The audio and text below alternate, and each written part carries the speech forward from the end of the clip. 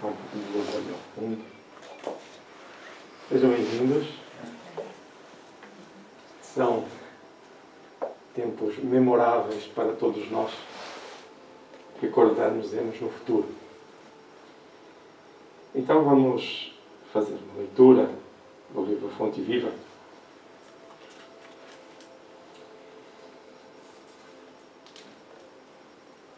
Cujo título é muito inspirador. Então é Regozijemo-nos sempre.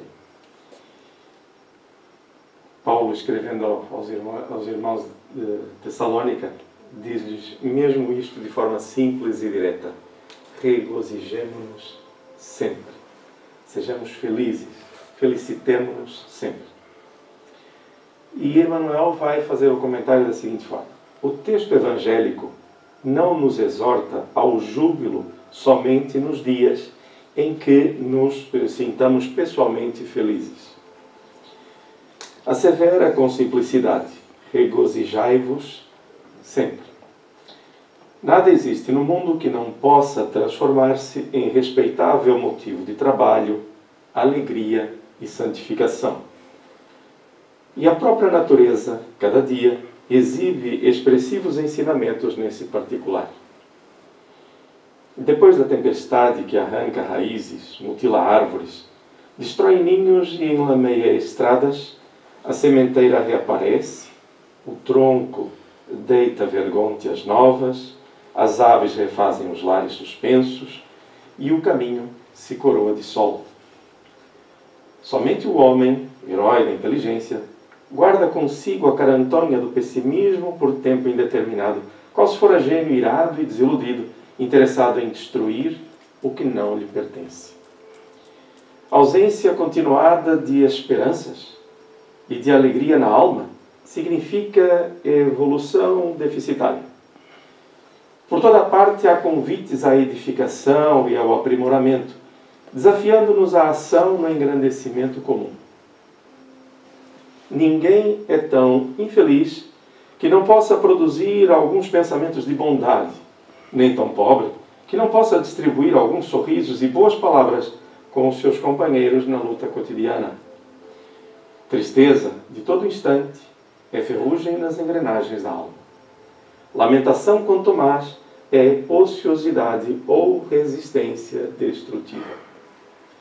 É necessário acordar o coração e atender dignamente à parte que nos compete no drama evolutivo da vida, sem ódio, sem queixa, sem desânimo.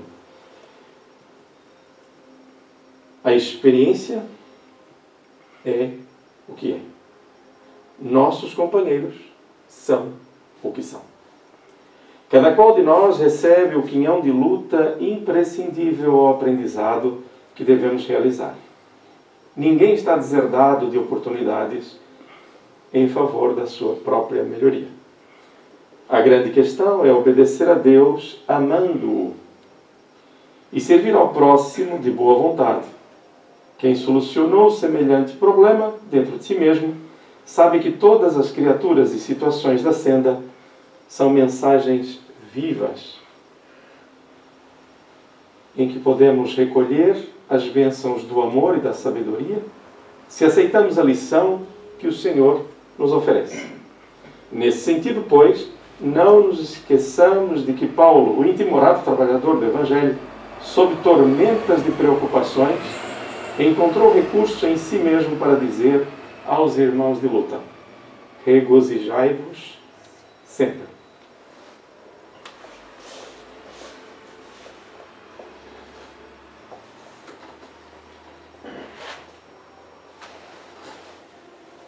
Vamos fazer um convite para que, fechando os nossos olhos por alguns instantes, procuremos uma sintonia elevada que nos faça sentir paz, confiança, que as nossas almas se iluminem nesta hora, de forma que o nosso próprio corpo físico, cada uma de nossas células, se ilumine, irradiando saúde e paz. E neste clima de harmonia, a nossa sintonia a nossa vontade, procura o olhar doce e meigo do Rabi da Galileia, de Jesus de Nazaré. E conversemos com o nosso Mestre, de alma aberta de parentar. Querido amigo de todas as nossas horas, escuta a voz de todos nós nesta manhã, que desejamos com vontade firme e sincera de que a Tua paz esteja conosco, abençoando os nossos melhores propósitos e auxiliando-nos no despertamento, na vigilância tão necessária do dia a dia. Que esta Tua presença, para além de nos beneficiar a nós, beneficie todos aqueles que aqui se encontram no outro plano da vida e que beneficie também, Jesus, as redondezas por onde nos encontramos e beneficie a paz no próprio mundo. Sejamos nós contigo nesta manhã artífices desses momentos de harmonia. Quiçá, Mestre querido, um ou alguns irmãos nossos beneficiarão com este encontro, mesmo que à distância. Que a Tua paz, então, permaneça conosco. E que os ensinos que hoje viemos buscar nos tragam uma visão alargada. Um pouco mais, quem sabe, para as experiências do dia a dia. Em Teu nome, Jesus, damos por iniciado o encontro desta manhã.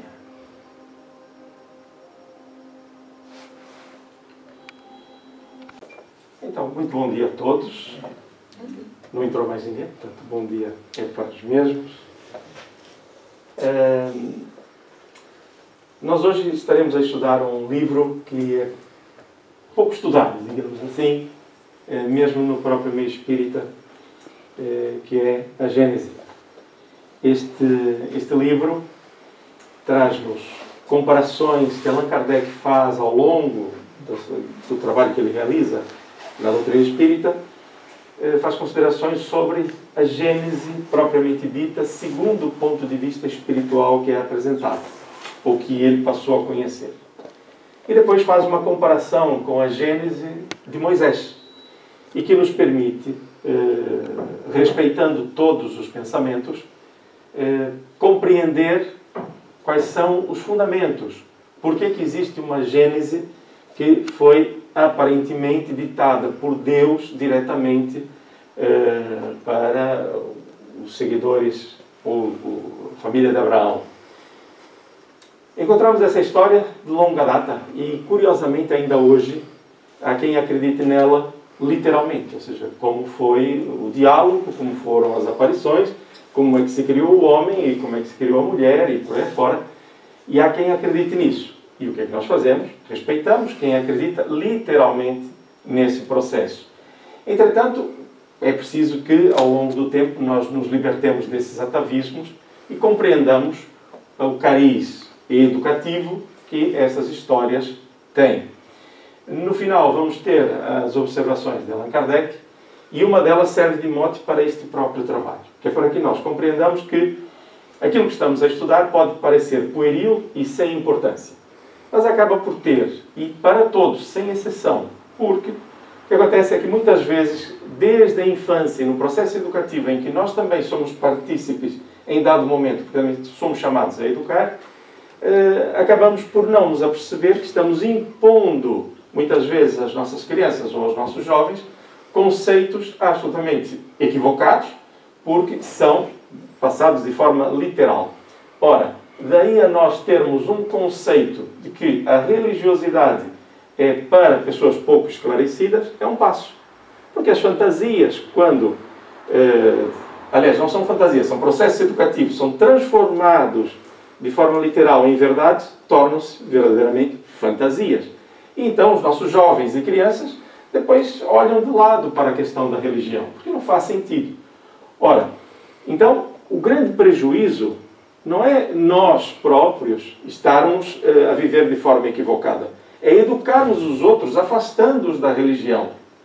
Da religião no sentido da religiosidade, daquela emoção que nos aproxima de Deus, que nos traz paz e nos permite essa abertura. Não é a religião formal, com as suas hierarquias a que nos referimos, não é essa. A religiosidade do ser. Mais do que espiritismo, mais do que catolicismo, a linha evangélica, seja como for, nós precisamos de espiritualismo, sentir-nos como espíritos. Ora, depois buscar as informações corretas, mais concretas, mais de acordo com a nossa própria racionalidade e sentir, compete a cada um no seu momento. Lembra-se que na leitura que fizemos agora, muito interessante cada experiência é o que é e os nossos são o que são. E nós somos também o que somos. Então, temos que respeitar. É um processo de crescimento. Então, apesar do tema poder não ser, ou aparentemente não ter grande importância, tem. Tem porque muitas vezes nós próprios andamos com atavismos ao longo da nossa vida, com medo e com receio de coisas místicas e por aí fora, fugindo da racionalidade. Então, estudando a Gênese, nós vamos para um capítulo que já está inserido mesmo na questão da comparação da Gênese de Moisés. Okay? Então, vamos ver aqui o paraíso perdido. Okay? Só para termos uma noção, paraíso, o termo em si, no original, quer dizer o jardim das árvores. Portanto, um local aprazível. Você que diz paraíso. Não é um lugar que foi construído para a ideia inicial, é um jardim com árvores, né? Bastante aprazível. Essa é a ideia. Como nós já estudamos parte deste capítulo, isto é uma continuidade. Tudo bem? Sendo uma continuidade, alguns pontos podem ficar aqui um pouco obscuros. O que é que nós fazemos? Perguntamos. Tá bem? Estejam à vontade. Isto é quase que obrigatório. Se eu sair de casa no domingo de manhã e ficar com dúvidas e só estar a ouvir, não funciona. Tudo bem? Ok? De acordo? Alguma questão? Vamos colocar. E nós vamos fazer só a primeira leitura para nos enquadrarmos, que diz: ora, o Senhor Deus plantara desde o início um jardim delicioso no qual colocou o homem que tinha formado. Então, já passamos a fase de Adão e Eva e por aí fora, comecei o estudo continuado. Então, criou este jardim delicioso. O Senhor Deus tinha também produzido da terra toda a sorte de árvores belas à vista e cujos frutos eram agradáveis ao gosto, e a árvore da vida no meio do paraíso, com a árvore da ciência, do bem e do mal. Feito o enquadramento, estamos a ler a Gênese de Moisés. Elas têm várias traduções.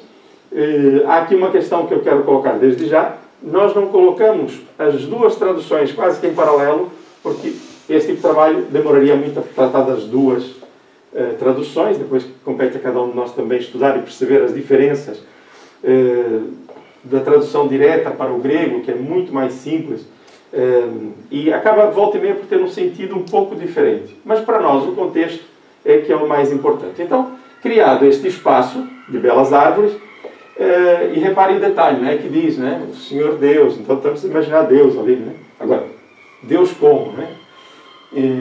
Então, se nós quisermos imaginar a cena, não é fácil. Por quê? Como é Deus? O que é Deus? Né? Vamos imaginar com uma forma humana, como é que imaginaremos Deus? E depois vamos ver que há aqui uma parte em que ele passeia à tarde. Né? Quer dizer, é tão simples que nós percebamos que estamos a tratar de uma história educativa para dar a perceber alguns valores, daí a transformar nisto num facto ipsi verbis, é um passo de acordo com a nossa própria infantilidade, nossa própria forma de ver as coisas, com todo o respeito para quem acredita nisto. Então isto não é uma crítica, é a necessidade de uma constatação, de uma diferenciação. Nós hoje temos um crescimento das pessoas, ou de um conjunto de pessoas que acredita nesta ideia do criacionismo, que aqui é colocada. Né? Deus criou Adão, que depois da costela veio Eva e por aí fora, e está a aumentar o número de pessoas que acreditam nisto. E nós nos perguntamos, mas porquê? É fácil. Há um vazio. acaba por haver um vazio. Então, as pessoas querem alguma coisa. Se isto é o que se lhes aparece, as pessoas abraçam este tipo de conceitos. E também, pelo detalhe, como espíritas que somos, num processo reencarnatório ao longo de séculos e milénios, acabamos por ouvir essa história há 2000 anos, 3000 anos atrás, e continuamos a ouvir, e mesmo enquanto católicos ou cristãos, como seja, continuamos a ouvir essa história e vamos gravando isso como uma verdade. Ora, chegar hoje nesta encarnação e aceitar isto, na ausência de racionalidade, é fácil. Como é que funciona a publicidade? A publicidade é assim, vamos lançar um produto novo e vamos colocá-lo no supermercado. Como é que eu faço para criar a ideia de segurança quando a pessoa vá reconhecer o produto? É uma marca nova. Então eu coloco na televisão, coloco nos outdoors e por aí fora. E começo a ver aquele nome, XPTO, XPTO. Eu quando chegar ao supermercado, eu não tenho um bloqueio para XPTO. Mas o que é isto? Eu já não tenho esse bloqueio. Por quê? Porque já fui abrindo clichês mentais com aquela informação. Ora, se isto ocorre conosco no espaço de semanas, imaginem ao longo de milénios, né, que é este processo que nós vivemos, na busca da religiosidade muitas vezes, isto para nós é o despertar, não é um novo conhecimento, é um despertar. Aonde é que fica difícil um novo conhecimento? É quando nos dizem claramente que a vida continua para além da morte. E assim, não há cá lençóis esvoaçantes, espíritos que andam sem forma e por aí adiante. Não, estamos a falar de coisas concretas. Nós somos responsáveis pela nossa vida. A vida não cessa. Nós estamos aqui apenas de passagem. Este é um corpo temporariamente agregado, célula a célula, ao nosso corpo espiritual. E necessitamos desse instrumento para a nossa evolução. Gente, para a nossa mente, enquanto encarnado, muitas vezes é mais difícil.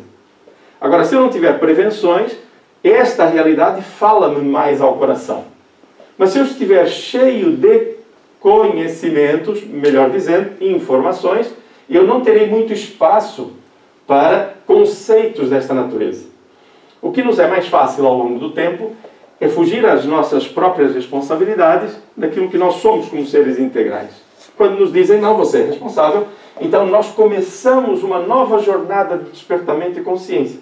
Mas para isso é necessário que nós desejemos ser nós mesmos.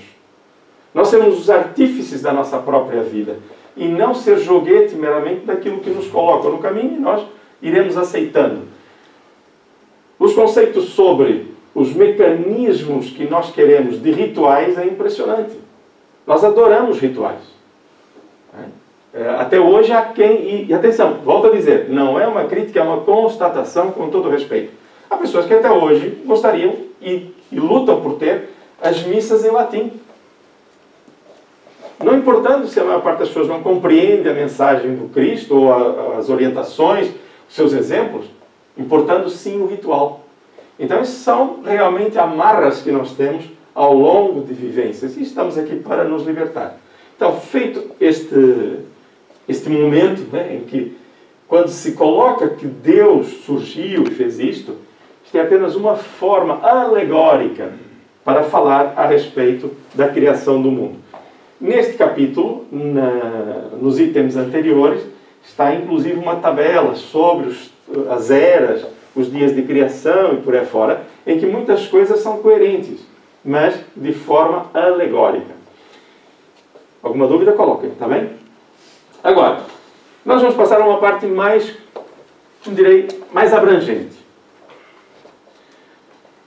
Alguns daqui que estão aqui já ouviram, mesmo no trabalho público, falarmos disto, mas é importante que nos situemos. Para quem estiver a ouvir isto pela primeira vez, ou não compreenda o estudo na doutrina espírita, pode mesmo ficar com vontade de nos internar. Eu digo isso muitas vezes, mas é verdade. E eu compreendo. Acreditem que eu compreendo mesmo quando temos essas ideias. O que acontece? Nós temos uma história que, não sendo provada cientificamente, historicamente, é fácil de nós compreendermos se entendermos o espírito imortal, o progresso do espírito, e conforme nos asseverou Jesus, a pluralidade de mundos habitados. Jesus disse-nos claramente, na casa de meu pai há muitas moradas, e eu vos prepararei um lugar. Se assim não for, eu já vos teria dito. Ora, como cristãos, pelo menos temos que refletir sobre estas coisas. E a lei do progresso. Como nada no mundo está feito sem um fim próprio, então tudo está interligado. Então o termo muito bonito hoje da moda é o holístico, né? Só que o holístico vale para o meu eu, para toda a minha organização física, celular, espiritual, como vale na minha relação para com o próximo, com o planeta e com o universo. Então, holístico deve ser entendido, neste caso que estamos a falar, num ambiente, num plano mais alargado. Então, daquilo que nós sabemos, houve, durante alguns séculos, a vinda de irmãos nossos, pessoas como nós, exatamente como nós, espíritos, que no seu planeta, não tendo alcançado um processo de evolução ou de progresso no sentido da sua libertação da materialidade, eles estavam a prejudicar o próprio avanço do planeta onde estavam inseridos, ou seja, eles estavam a ser empurrados pela lei do progresso e não aceitavam. Estavam amarrados, doentios, cheios de orgulho e de vaidade. Ora, o que é que acontece? E é interessante fazer esse paralelo, que é praticamente aquilo que estamos a viver e viveremos num período muito próximo. Então, foram convidados, se é que assim se pode dizer, a sair desse orbe, desse planeta, e tomar rumo para um processo evolutivo, aonde? Num planeta inferior ao deles em termos evolutivos, organização social. Então, eles são convidados, são grandes grupos, que depois são identificados na própria história da Terra, quando nós temos, como que do nada, surgindo organizações muito bem montadas, com estruturas de direito, de ciência, de agricultura, de geometria, se quisermos, de física, que nós ficamos surpreendidos. Como é que, do nada, de repente, começam a surgir civilizações desta natureza? O que são essas civilizações? São esses grupos que estão a vir desse ouro, que hoje se conhece como Capela, na constelação do Cocheiro, e que eles são trazidos para cá. Por quem? Pelo próprio governador do nosso planeta em termos espirituais, que é Jesus, que os traz e os orienta diretamente. Ora, quando eles chegam cá, e isto é importante para percebermos como isto é educativo, este conceito da Gênese de Moisés, quando eles chegam cá, eles estão num planeta bem atrasado relativamente àquilo que viviam em Capela. Ora, vamos imaginar o paralelo de Capela, da altura, com o nosso planeta Terra hoje. E é aqui que vamos trabalhar neste conceito, trazendo o conceito moral da própria história e também este paralelo das memórias dos povos que chegaram de Capela à Terra. Dúvidas? Não, haverá. Eu tenho certeza que haverá. Né? Por quê? Porque para muitos de nós isto é algo muito conhecido, estudado ao detalhe, mas para outros pode não ser. Mas se houver dúvidas, coloquem. Então perceber que vários grupos vieram desse orbe para a Terra em determinado momento em que nós assistimos. 2.000, 3.000 anos antes de Cristo, 5.000 anos antes de Cristo e por aí fora. Ok? Colocado este panorama, vamos fazer o estudo das duas formas. Okay? Do aspecto moral conhecido sem essa estrutura de saber espiritual e também com essa estrutura. São coisas distintas. E vamos perceber com certa graça como é que as coisas se passam. Então já está criado para isso, está bem? Viram ali? Está criado para isso. O Senhor tomou, pois, o homem e o colocou no paraíso de delícias a fim de que o cultivasse e o guardasse. Onde é esse paraíso? Onde é esse paraíso? Dentro daquilo que eu acabei de dizer. Capela. O Senhor tomou, pois, o homem e o colocou no paraíso de delícia. Ou seja, o paraíso era lá atrás. O paraíso era lá atrás. Né? E ele lhe fez também este comando. Ou seja, deu-lhe essa ordem. E lhe disse: comei de todas as árvores do paraíso. Estejam à vontade. Mas não coma jamais do fruto da árvore da ciência do bem e do mal, porque simultaneamente que vós o comeis, morrereis muito certamente. as histórias misturam-se. O que é que acontece? Quando nós lemos isto, da forma educativa, é a tomada de consciência do ser. Ou seja, nós estudamos a lei do progresso na doutrina espírita. E eu quero fazer este parênteses. Não é possível, nestes estudos, destacarmos as coisas. Para que eu compreenda isto de forma segura, eu tenho que estudar o Livro dos Espíritos. E estudá-lo de forma crescente. Desde o que é Deus, lei de evolução, lei de progresso, lei de trabalho, e vou evoluindo, conhecendo o que é o Espírito, do que é que somos formados, de onde vimos, para onde vamos, para poder chegar aqui. Porque quando nós falarmos agora, e vamos falá-lo, muitos dirão, mas estranho, eu não conhecia isso. É preciso estudar o Livro dos Espíritos e compreender o seu crescimento. Então, em dado momento, no nosso projeto de progresso enquanto espíritos ou princípios inteligentes, o que acontece é que chegará um momento em que nós teremos uma espécie de um clique. Ou seja, até determinado momento, antes de entrarmos no reino denominado hominal, nós fazíamos tudo sem um estado de consciência permanente. Ou seja, a partir do momento que eu entro no reino hominal, ou seja, começo a tomar consciência do que eu sou, eu não esqueço mais nada. Tudo me fica na memória para que eu utilize da memória que tenho, das inúmeras experiências, para tomar decisões a seguir. Eu hoje cometo um erro, amanhã eu cometo o erro novamente e começo a me perceber dos efeitos sem cessar. O espírito nunca cessa. E os erros podem ser cometidos também do lado espiritual, não é? Não é pensar que é só do lado de cá. Vestidos ou não num corpo, nós acertamos e erramos. E o processo vai se dando. Então nós vamos amadurecendo as nossas experiências e tornando-nos responsáveis pelas nossas decisões. Cometemos um erro, corrigimos. Acertamos, olha que bom. É por aqui o caminho. E assim vai. Né? Vamos aprendendo. Às vezes somos teimosos, é normal. Né? Por isso é que a gente sofre, às vezes, um pouco mais, um pouco menos. Então, não comer daqui, porque a partir deste momento você é responsável. Ok? Quando nós vemos isto, eu gostaria muito de poder dizer que todas as palavras estão no seu lugar e tudo está certo. Mas não é verdade. Por quê? Primeiro é o entendimento de Moisés. Segundo, as traduções vão sendo alteradas. Então nós não podemos ir ipsi verbis. É apanhar a ideia pelo seu todo. Ok? Então, continuando, ele diz assim. Ora, a serpente, ele diz para não comer daquela árvore, não é? Senão ele acabaria por morrer. Okay? Mas vamos perceber que tipo de morte é essa. Ele diz, ora, a serpente era o mais sutil de todos os animais que o Senhor Deus havia formado sobre a terra. E ela disse à mulher, por que Deus a comandou ou mandou a não comer do fruto de todas as árvores do paraíso? A mulher respondeu, comemos de todas as frutas, de todas as árvores que estão no paraíso.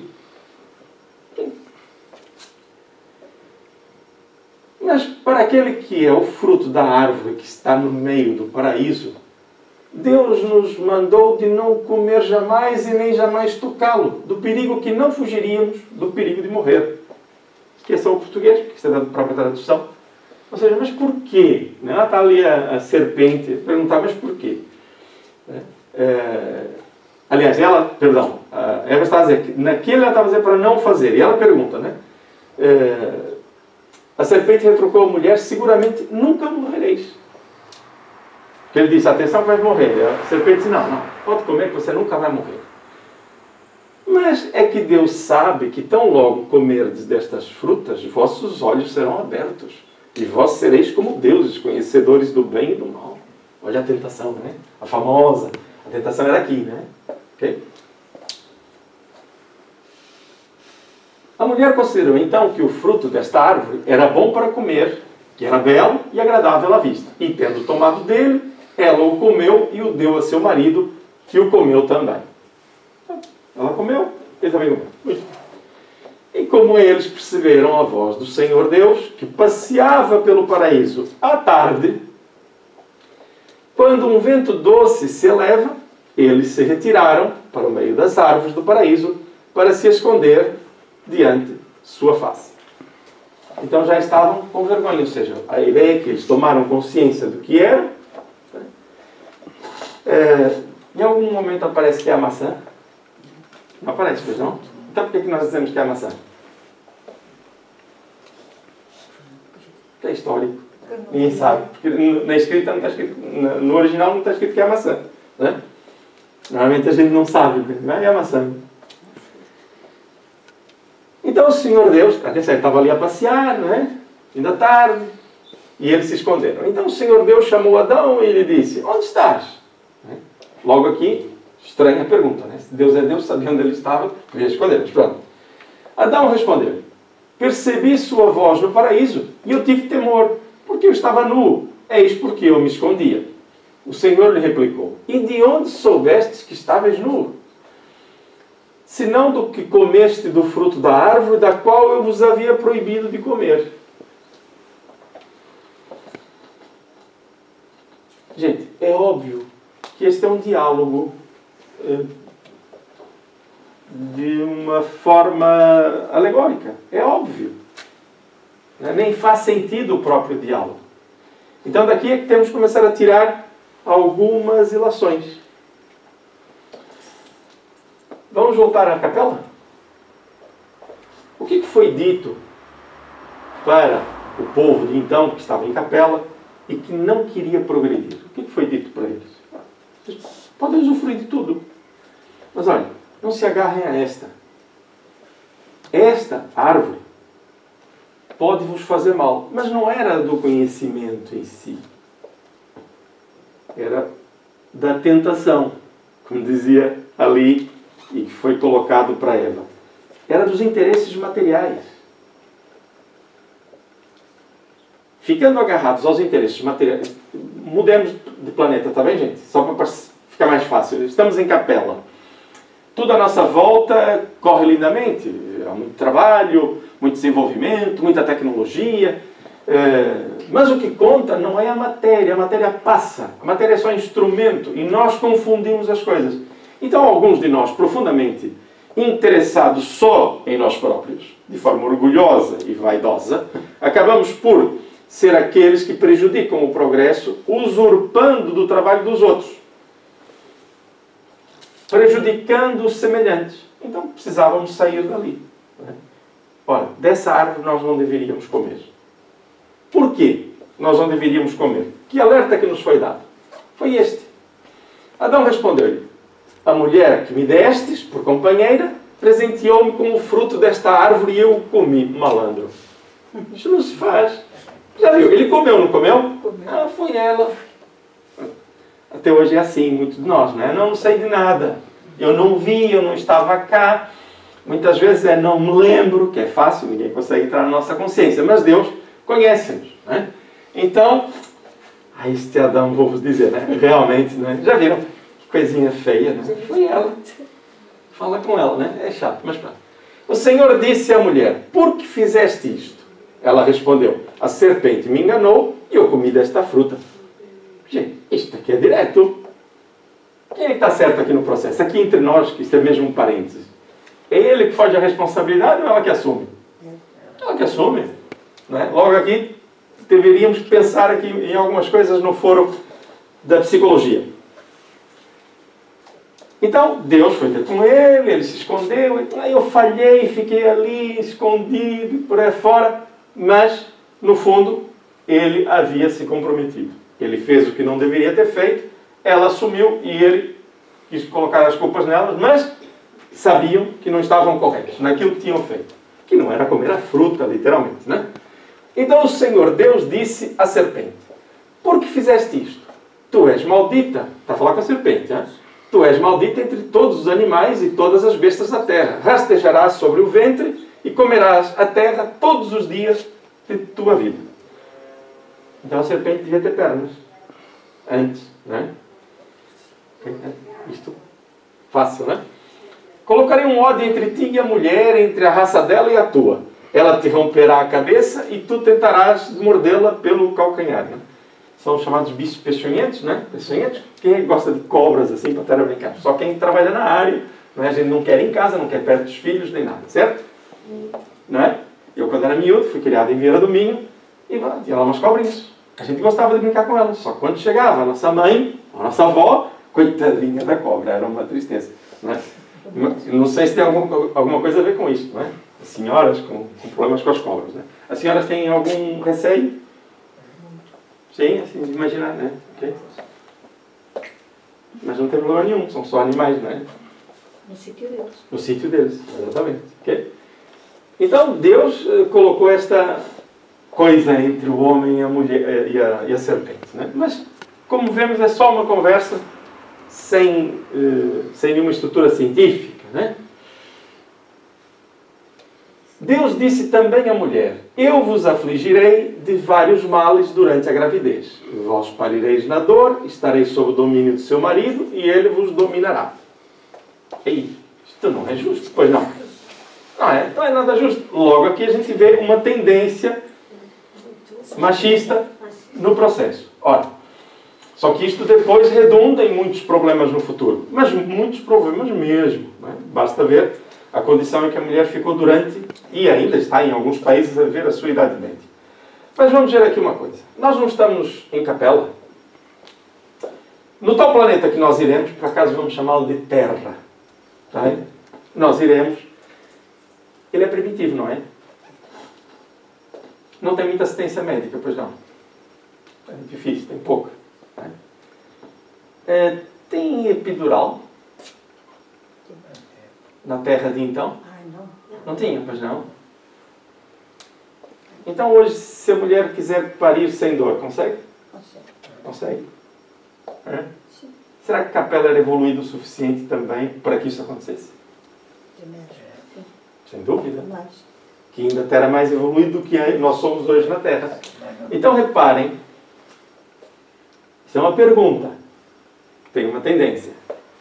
Não serão reminiscências de um grupo de Capela que, vivendo e sabendo de todos os benefícios que aquela sociedade evoluída lhes permitia, eles chegando à Terra perderiam aquilo tudo?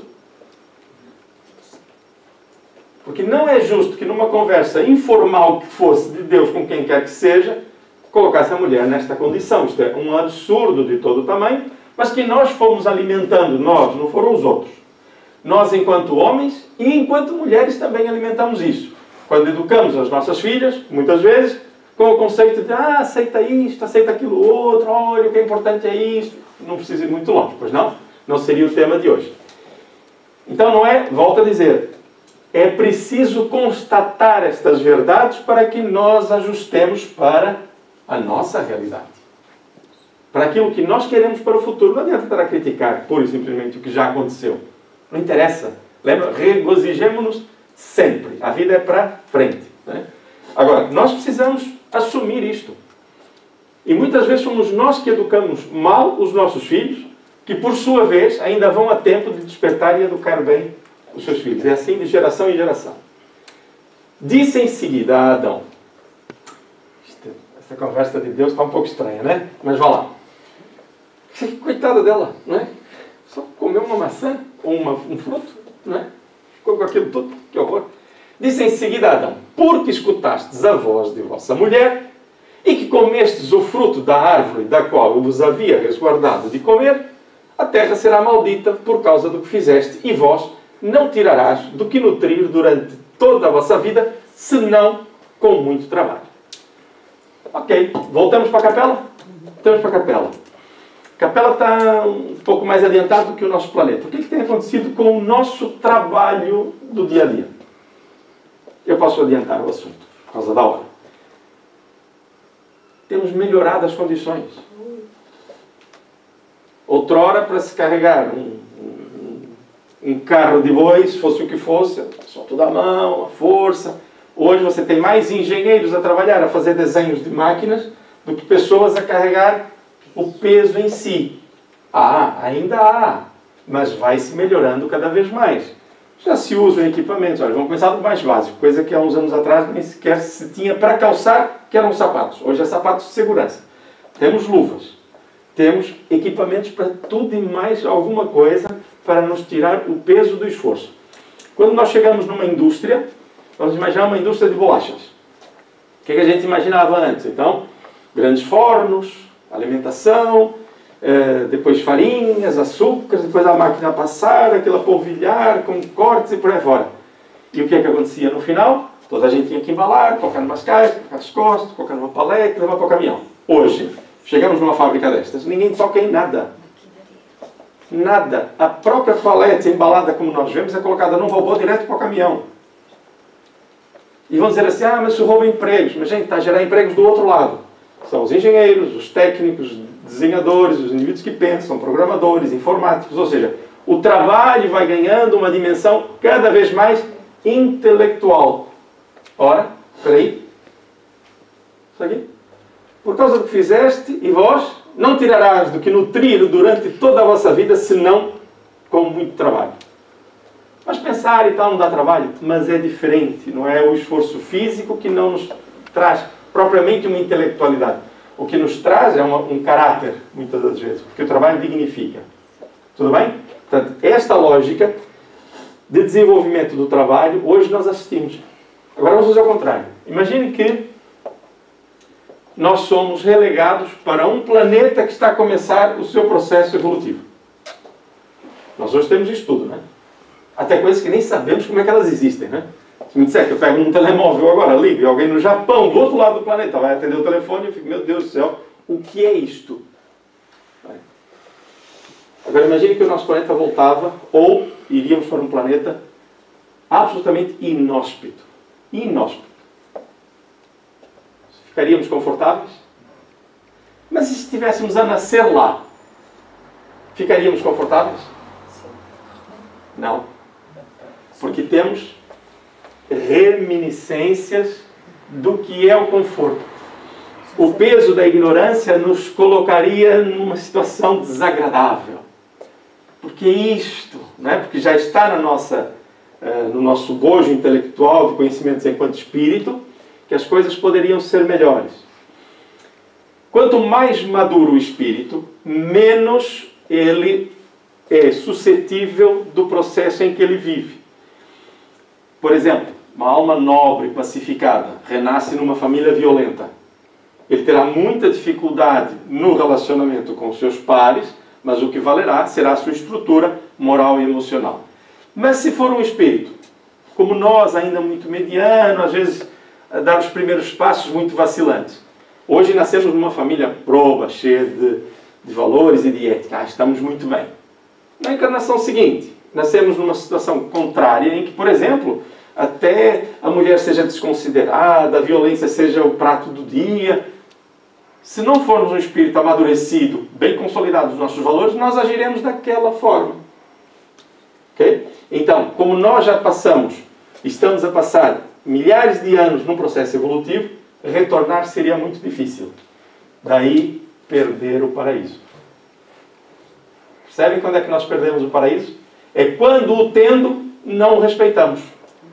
É quando o tendo, procuramos que ele não seja assim, porque eu sou infeliz. Eu tenho certeza que vocês não conhecem ninguém assim, e não queremos ser assim, mas às vezes o somos. Por isso aqui não é para o outro, é para nós.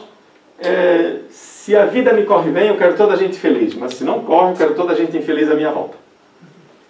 É aqui que nós nos enganamos. É o nosso egoísmo. Pensar somente em nós, nos nossos interesses, e queremos o mundo à nossa feição, ao nosso espelho. E aqui é um grande engano. Ora, esses grupos afinizam-se com esse tipo de ideias. É assim que funciona. Formando grupos com esse tipo de caráter, o que acontece é que depois se fecham em si mesmos e ficam a viver de forma escondida. O que é que fez ali Adão quando percebeu que tinha errado? Independentemente do erro ser ali muito literal. O que é que ele faz? Ele se esconde. E não assume, inclusive, aquilo que faz por ele próprio. Né? Então, começamos a compreender a Gênese mosaica nos dois aspectos. No educativo, pelos valores que passa, e também não passa, é preciso avaliar. Né? Porque este primeiro conceito de que estareis sob o domínio de seu marido e ele vos dominará. Já viram isto? Isto é terrível. E vinga ainda em muitos lugares. E como nascemos várias vezes com esse processo educativo, vai levar ainda algumas encarnações para alguns mudarem. que vai acontecer é que nós aceitaremos as novas imposições porque é de progresso, mas cá dentro, alguns ainda teremos dificuldade. Ok? Tudo bem? Alguma dúvida até aqui? Não? Algum comentário? Ok. Então, ela vos produzirá espinhos e dificuldades, e vós os nutrireis da erva da terra. Ok? Eu não sei que tipo de alimento teriam.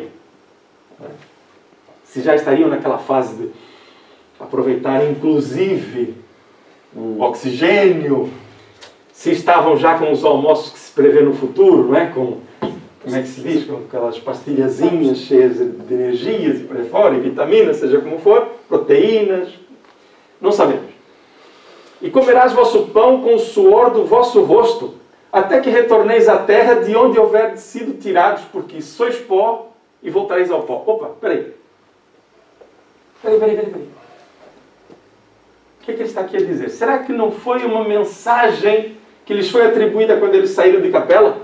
E comerás vosso pão com o suor do vosso rosto. Ou seja, vocês vão trabalhar. Esqueçam o vosso orgulho, a vossa vaidade. Se não trabalharem, não sobrevivem e não são felizes. Vão trabalhar. Vão sair daqui de Capela e vão lá para a terra. E vão trabalhar. Ok? E depois, até que retorneis à terra de onde houver sido tirados. Gente, está escrito em quase todas as letras. É só perceber a história. Tudo bem? Estamos a perceber aqui. Porque senão, de onde é que eles foram tirados? Se a ideia é, vou-vos tirar do paraíso. Né? Vocês vão para lá e vão voltar para o paraíso, eu posso pensar no mundo espiritual. Né? Só que se é do mundo espiritual e eu nasci, então aqui é uma coisa estranha, não é? Estão a perceber a ideia? Nós entramos aqui, quando queremos tratar as coisas literalmente, entramos em becos sem saída.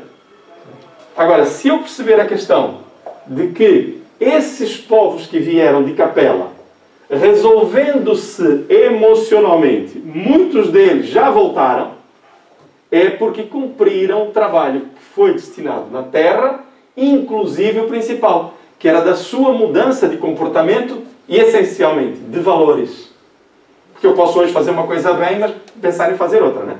Então, de valores, de estrutura. Então, muitos já voltaram para a Capela. E aqui está. Né? E comerás vosso pão com o suor do vosso rosto como se isso fosse mal.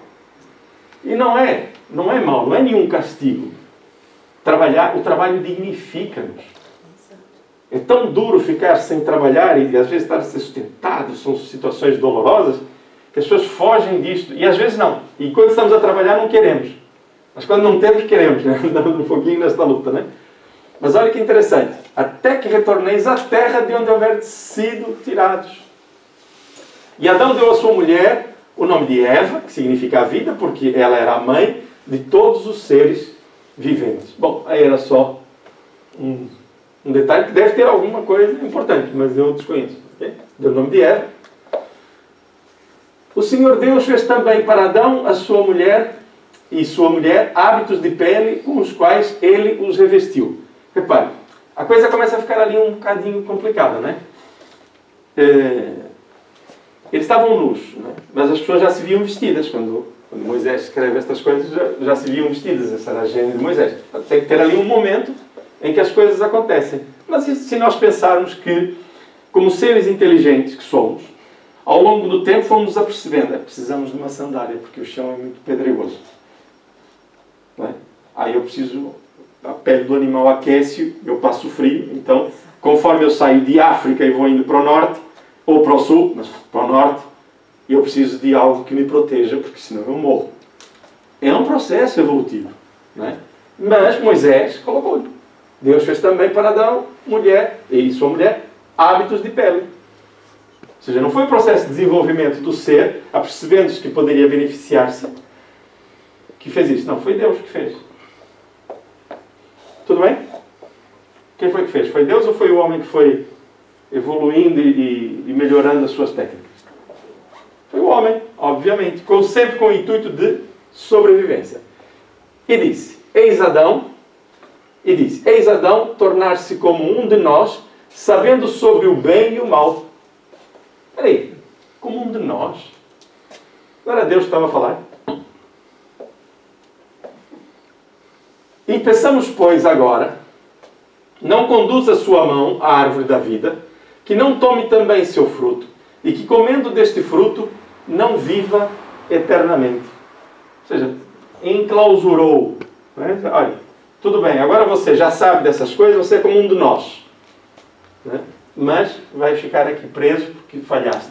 Né?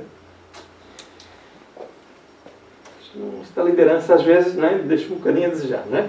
E o Senhor Deus o fez sair do jardim das delícias, capela ou não, a fim de que fosse laborar a cultura da terra de onde ele havia sido tirado.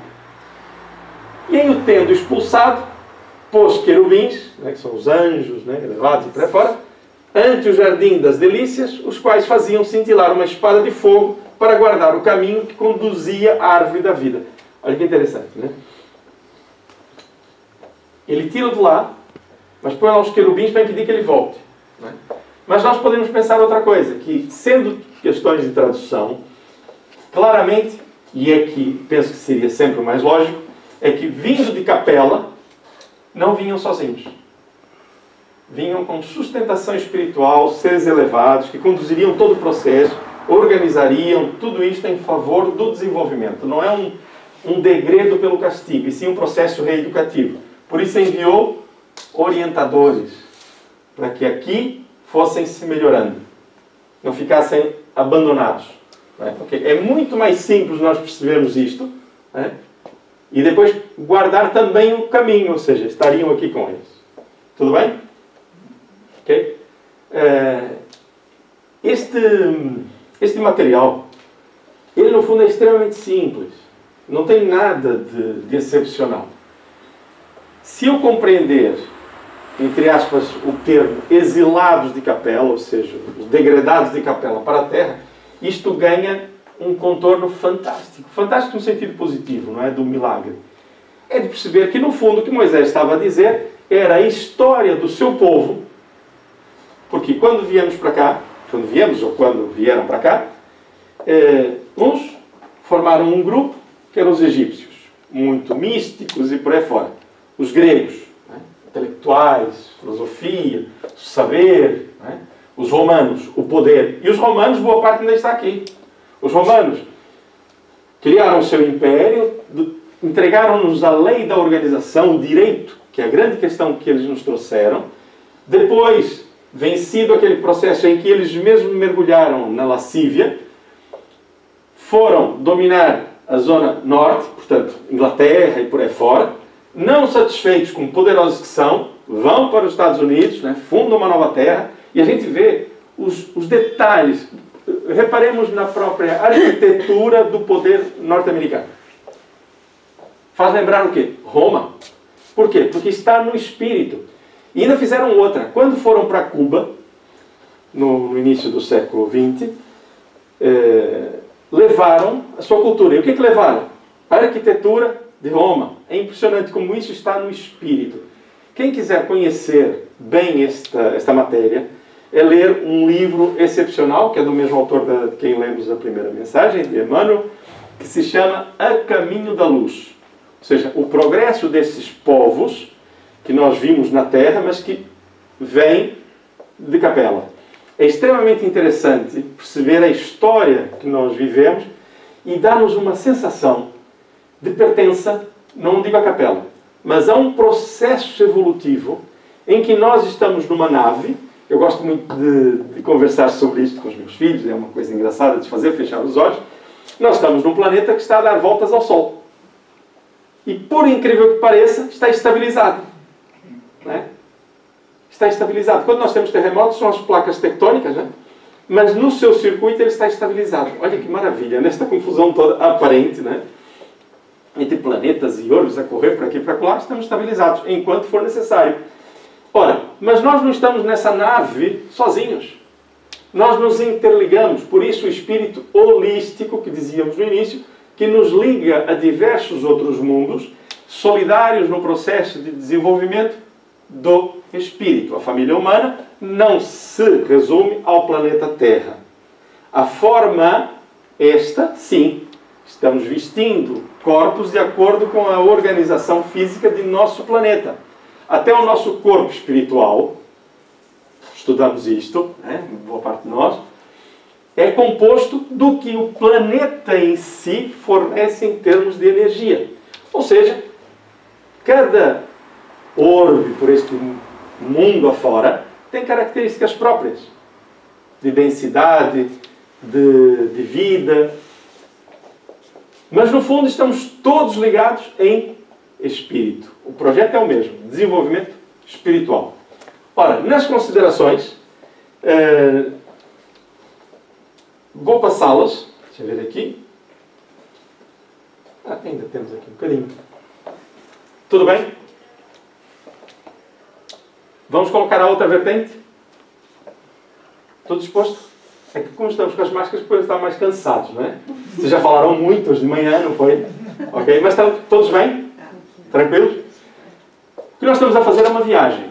Nós estamos a ir à capela, estamos a voltar, estamos a ir ao pensamento, à memória de Moisés, que conta os dramas ao seu povo, explicando-os que eles perderam um paraíso e que ali teriam que trabalhar muito pela sua regeneração. Então, para onde é que querem voltar os hebreus? Ao paraíso. Detalhe, como aqui fica um pouco confuso, parece que o paraíso é na terra. O que é que boa parte dos judeus esperava quando vinha o Messias para lhes trazer o poder? Esperavam o Messias, né, numa carruagem de ouro a entregar-lhes o poder. Por quê? Porque misturaram o processo e, julgando que o paraíso é na terra, querem fazer da terra o paraíso de outrora, que aqui está marcado, em que o poder é deles. Então, estes equívocos do materialismo, da forma literal com que se lê isto, é que causa os radicalismos, o desrespeito para com o próximo, para com os seus valores, para com as suas crenças, que devemos sempre respeitar, desde que atendam ao direito do próximo. O meu pensamento sobre Deus deve ser respeitado, desde que a minha atitude não seja uma atitude arbitrária e que prejudique o próximo de forma assintosa. Tudo bem? Okay? Então, isto traz-nos aqui não só o conhecimento, porque é que vivemos durante séculos e milénios sob radicalismos religiosos, mas também em termos culturais. Poderíamos falar muito aqui sobre as questões de Moisés. E merecem ser estudados, para que nós apercebamos como é que chegamos neste momento. Mas as considerações de Allan Kardec não levam em conta diretamente Capela. E aqui não está na totalidade, porque alguns são comparativos e seria, não vou dizer fastidioso, não seria o caso, mas não teríamos tempo para, com calma, ver tudo. Não é? Então, sob uma imagem pueril e por vezes ridícula, se a lançamos sob formas de alegoria oculta, por vezes as maiores verdades ficam escondidas. Okay? Ele está a falar justamente da Gênese mosaica. Né? Porque, tida ao pé da letra, ela é pueril. Adão é a personificação da humanidade. Sua falta individualiza a fraqueza do homem, onde predominam os instintos materiais que não sabe resistir. Ou seja, ele vai tratar apenas da ideia da psicologia do processo. Ou seja, eu, como judeu, deveria perceber que Adão cometeu um erro e eu não deveria cometer o mesmo erro, que era o do materialismo. Mas como ali dizia que era a árvore do conhecimento, implica uma coisa terrível, que é, será que eu tenho o direito de questionar Deus? De saber as coisas para além daquilo que me é dito? Há muito que se falar sobre este tipo de conceito. Okay? E Allan Kardec diz, a árvore, como árvore da vida, é o emblema da vida espiritual. Como árvore da ciência, é o da consciência que o homem adquire do bem e do mal pelo desenvolvimento de sua inteligência e o do livre-arbítrio, em virtude do qual ele escolhe entre os dois. Ele marca o ponto onde a alma do homem, cessando de ser conduzida pelos seus instintos, aquilo que falamos no início, toma posse de sua liberdade e incorre na responsabilidade de seus atos. Okay? Então, a árvore é como um todo da vida, mas depois você pode ter especificidades dessa própria árvore, ou se quisermos, outras árvores menores. Mas a lógica é perceber que há muitas linhas. Okay? Depois, O fruto da árvore é o emblema, o objetivo dos desejos materiais do homem. É a alegoria da cobiça. É mesmo isso, é uma alegoria. Aquela não pode, é aquela que eu quero. Okay? Resume sob uma mesma figura os motivos de sedução ao mal, em comer é sucumbir, em que comer é sucumbir à tentação. Ou seja, não é o ato de comer uma maçã ou de comer um fruto proibido. Não é?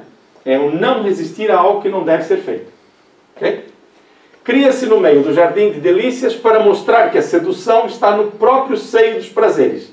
E mostrar ao mesmo tempo que se o homem dá preponderância aos divertimentos materiais e ele se ata à terra e se distancia do seu destino espiritual. Okay? Ou seja, agarrou-se a uma coisa que não devia, mas essa coisa é muito interessante, então ele fica preso. Há um conto entre os orientais de que havia uns iniciados, as crianças pequenitas, 8, 10 anos, sentam-se junto a uma mesa, sem cadeiras, né? Sentam-se às chinesas, como se diz, né? E no meio da mesa, de vidro, colocam um vaso com uma flor. E dizem assim para os pequeninos. Sabe que isso tem a ver com aquelas coisas dos ninjas e por aí fora, né? E dizem assim, esta flor é um problema. E a flor era lindíssima. E eles, os iniciados, olhando uns para os outros, ficaram ali a pensar, ela é um problema. E uns pensavam, por que é um problema? Mas que cores tão belas. Gostaria de levar essa flor e oferecer, fosse como fosse. Até que um arroja-se e corta, decepa a flor. E entra o mestre e diz, muito bem, por mais belo que seja, se for um problema, corta. São as tentações. Vou ganhar muito se eu fizer isto. Mas isto vai me fazer perder a minha alma. A minha consciência não vai ficar em paz. Mas aquilo é tão bom, resolve os problemas todos. São as tentações. É belo. Mas é um problema. Se é um problema, corta. Percebe a ideia? E isto para nós é muito difícil.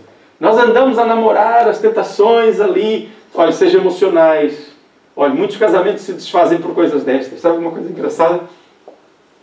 Quando chega lá um amigo e diz assim, olha, eu estou enamorado com uma jovem assim, não sei o que mais. E depois a gente faz uma pergunta mágica. Olha, daqui a um ano, como é que vais marcar as visitas para os teus filhos? Olha, eles vão passar o Natal com a sua esposa ou consigo? E olha, quando tiver aniversários, você vai convidar quem para o aniversário? Olha, se for uma coisa séria, a pessoa está segura. Isso é uma coisa séria. Mas se for aquelas fantasias tão comuns da tentação, aí aquilo esvanece depressa.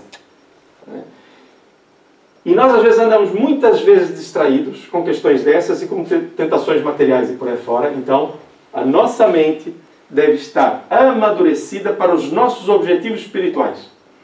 Por que é que eu caso? Por que é que eu me separo? Por que é que eu trabalho nisto? Por que é que eu trabalho naquilo outro? Por que é que eu quero ganhar isto? Que meios vou utilizar para o fazer? Consciência. Okay? E isto faz parte de uma vida equilibrada. Nós estamos no mundo. Aqueles que dentro de nós disseram, não, isto nunca me passaria pela cabeça, não sei o que mais. Atenção, é o primeiro a cair. Sempre. E não se esqueçam, quem muito vos elogia, amanhã vai vos causar problemas. Não tenham dúvidas também, eu não estou a dizer que pode acontecer. Está bem? Estou a dizer, vai acontecer. Porque isto faz parte deste processo educativo. Quando se está a colocar o caráter de Adão, o que é que nós vimos ali? Fragilidade, ele não assumiu a responsabilidade dele?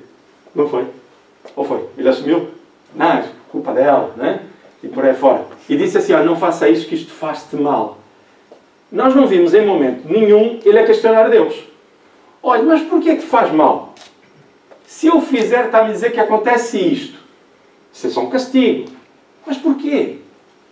Ou seja, nós não questionamos a vida, não questionamos Deus, não questionamos o que somos, de onde vimos, para onde vamos. Então fazemos as coisas como? De forma estouvada e como fez Adão, escondidos.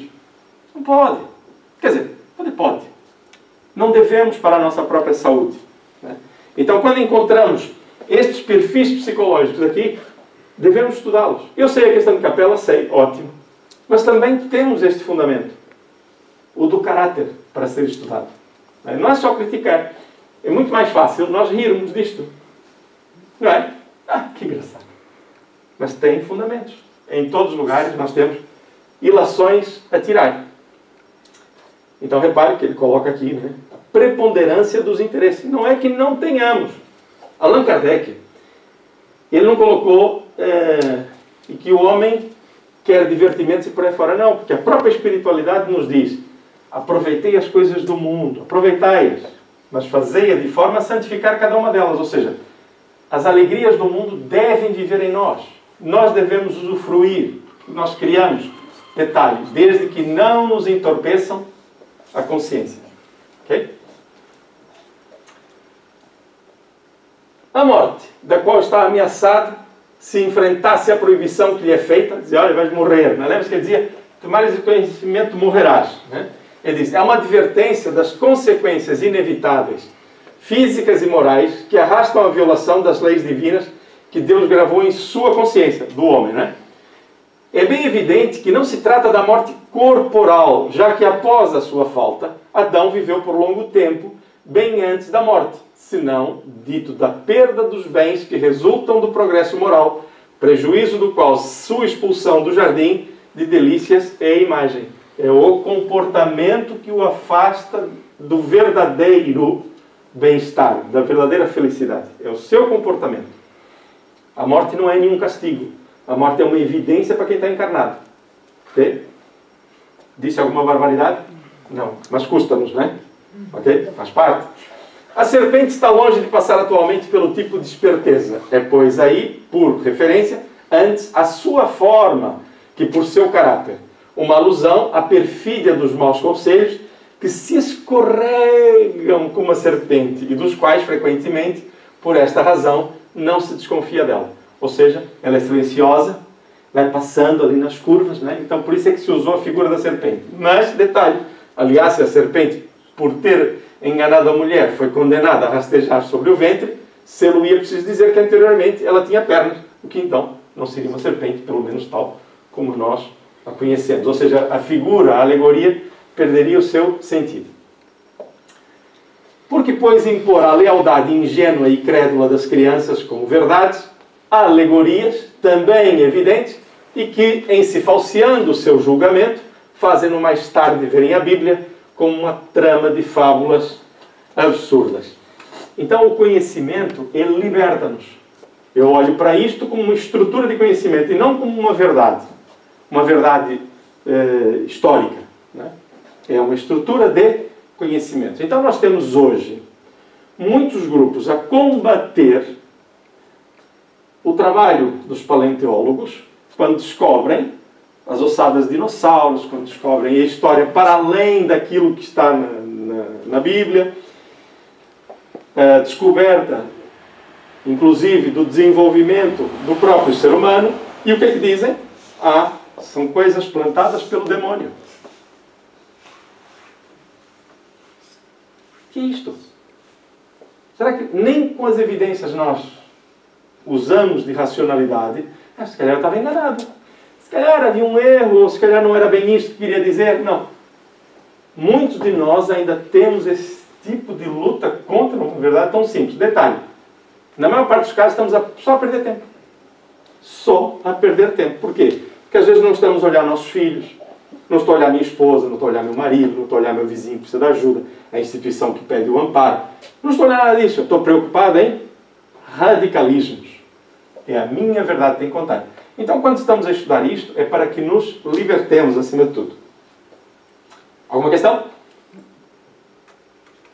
Sim? Não? Toda a gente satisfeita? Ótimo. Vamos começar a campanha das cestas de afeto.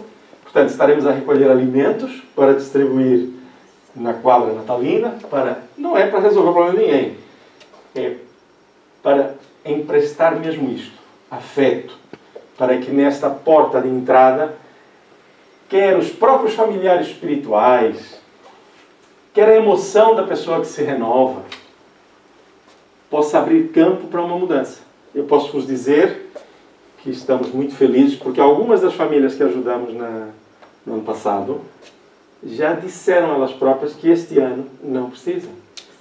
Isto é maravilhoso. Então a lógica aqui é apresentarmos-nos com solidariedade nestes momentos. Tá bem? Então nós vamos começar a campanha das Cestas de Afeto. Podem trazer os alimentos básicos, o arroz, o feijão, algum miminho, um pêssego em calda, seja o que for. Né? Mas pensem sempre num cabaz. Eu posso colaborar com isto. Então, trazer algumas coisinhas. Se quem puder, atenção, quem não puder, não traz. Tá bem? Só quero fazer aqui referência a uma coisa que é importante. Ao trazer os mantimentos para as cestas básicas, que depois serão preparadas aqui, não implica assistir ao trabalho. Assistir ao trabalho é só sobre a inscrição. Tá bem? Imagina, Margarida vem cá, vai deixar alguma coisa, e o que é que vai acontecer? Vou assistir a palestra. Não, só se estiver inscrito. Se não deixa ficar, fica ali, depois a pessoa sai, para evitar o quê? Os movimentos, por aí fora, na circulação, e não temos a casa cheia. Combinado? Tudo bem? Laura, de acordo? Sim? Ok? Muito bem? Muito bem.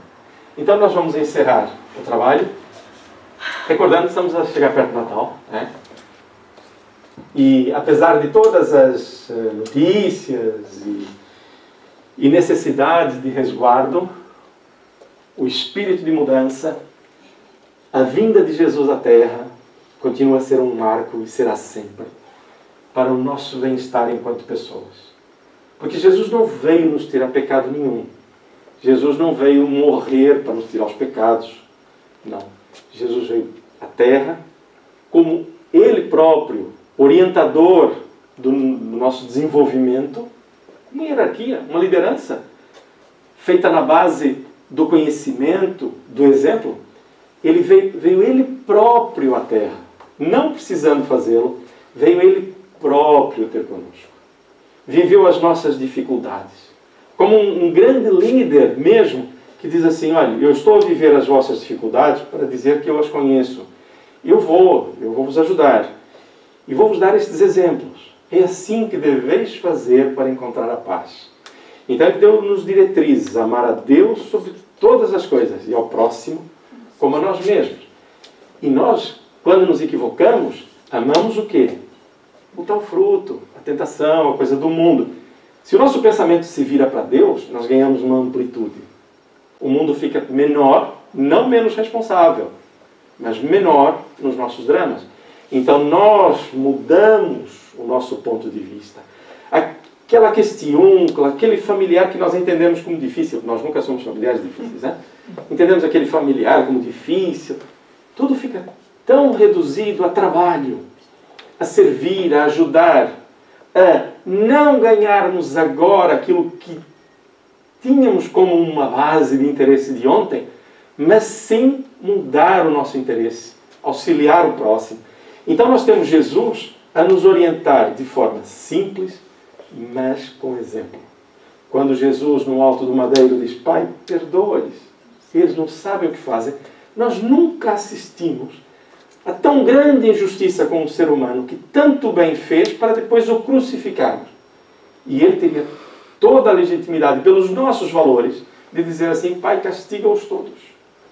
São injustos. Ele não, Pai, perdoa-os, porque eles não sabem o que fazem. O que significa que a maior parte dos nossos enganos é por desconhecimento, por ignorância da nossa parte. Então, nós erramos nesse sentido. E os nossos irmãos, outros, também erram nesse sentido. Então, perceber a mensagem de Jesus, Pai, perdoa-lhes porque não sabem o que fazem, já nos mudaria a vida no nosso cotidiano. Então, é uma festa a presença de Jesus na Terra. É um momento memorável para nós enquanto seres humanos.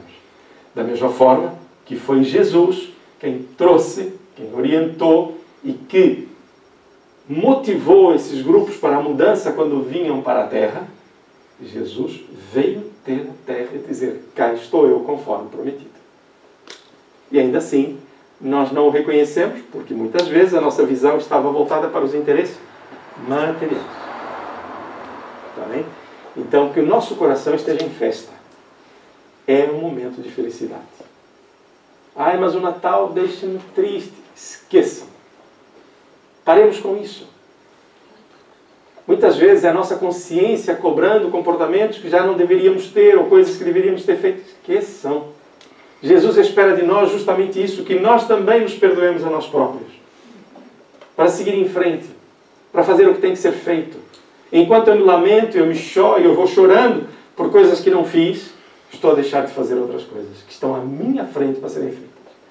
Então, regozijemo-nos sempre. E vamos encerrar o trabalho. Eu gostaria muito de agradecer a vossa participação, mesmo silenciosa, porque captei o vosso olhar de interesse, isso é importante, tá bem? E isto faz sentido convosco.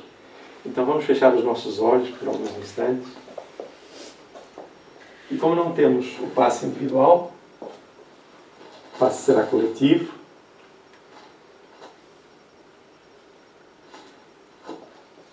Os trabalhadores da casa, que habitualmente fazem ou têm a tarefa da irradiação, do próprio passe, neste momento não só recebem, como doam dentro dos objetivos de auxílio. Então pacifiquemos a nossa mente.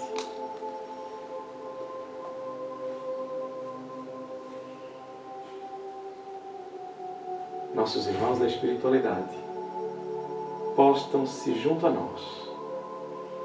É o nosso anjo da guarda, nosso benfeitor espiritual, é o médico designado para o nosso momento. É o pai, é a mãe, é o irmão de outrora.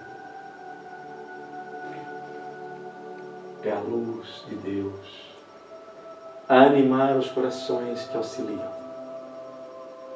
Então é a luz de Deus em cada um deles, junto a nós.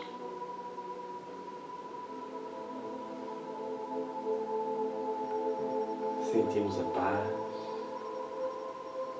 não há problemas, tudo se resume a este momento em que nos fortalecemos, inspiramos luz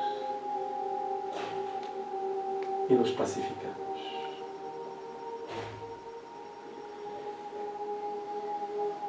As mãos dadivosas de nossos companheiros da espiritualidade impõem-se sobre a nossa cabeça e deixe fluir as ondas de refazimento. Cada uma de nossas células está iluminada nesta hora. Uma a uma. Nosso corpo é luz, nossa mente é paz.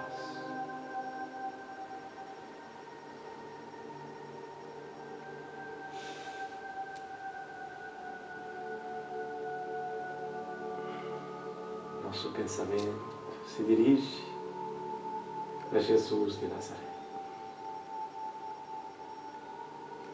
Com os caminhos abertos, Jesus, sentimos as bênçãos a fluir do alto, a se derramar sobre todo este espaço.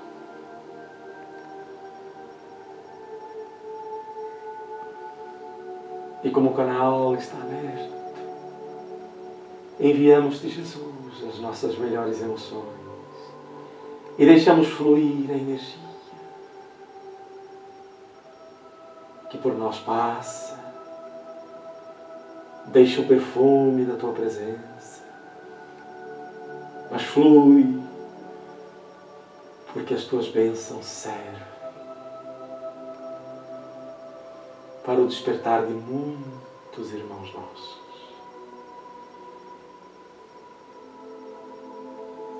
Não para. E agradecemos-te as bênçãos desta manhã, rogando-te, com um sentimento de gratidão, para que estas energias se espraiam e invadam com alegria, com harmonia, os lares, em especial aqueles que se encontram em maiores sofrimentos, angústias, incertezas. Sentimos, Jesus, que estas energias fluem no espaço, na terra.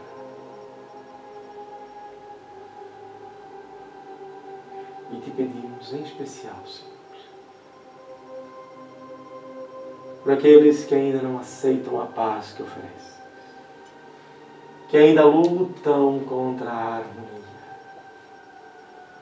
que eles sintam que os teus braços estão sempre abertos, a repetir e ecoar o teu convite sempre eterno. Vinde a mim, vós que estáis cansados, eu vos aliviarei. Vereis que o meu jugo é suave, que o meu fardo é leve.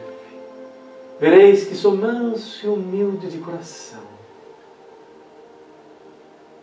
Que todos, incluindo nós próprios, Senhor, atendamos a esse convite para que nossas ações, nossos valores, nossos sentimentos estejam em sintonia com todo o teu esforço em nosso favor. E assim, Jesus, encerramos a tarefa da manhã, desejando que nos acompanhes, que nós levemos a tua doce presença para o nosso cotidiano, no lar, no trabalho, onde quer que nos encontremos. Que no nosso olhar esteja o teu brilho, Jesus. Que no nosso coração esteja a melhor emoção que tu nos emprestas, Senhor. E que assim seja.